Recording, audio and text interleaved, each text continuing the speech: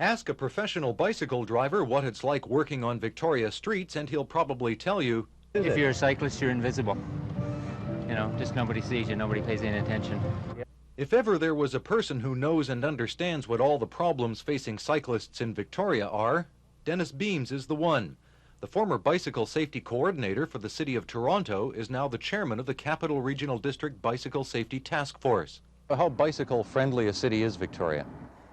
I'd have to say it gets a passing grade, but there's an awful lot more that could be done to make it a much better city to cycle in.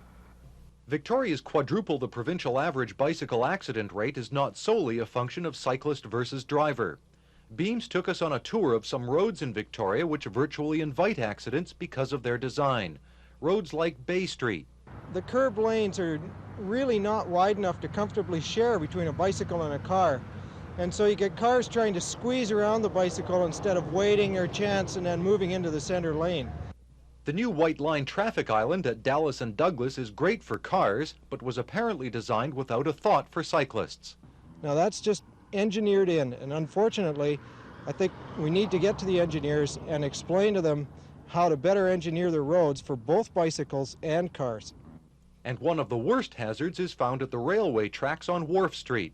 If you don't take them at right angles on a bicycle, your wheel can get trapped in the gap between the tracks and the pavement, and you get thrown right off your bike. Beams is the first to admit cyclists bear as much responsibility as drivers for road safety, but notes, Statistics show that the motorist is at fault at least as often or more often than the cyclist in most accidents. making Victoria a bicycle-friendly city is the aim of a newly formed group called the Greater Victoria Cycling Coalition.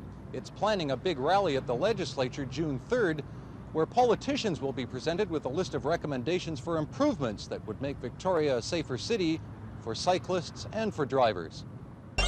Island Rewind is brought to you by Arbutus RV. Whatever your adventure, 6 island locations to serve you.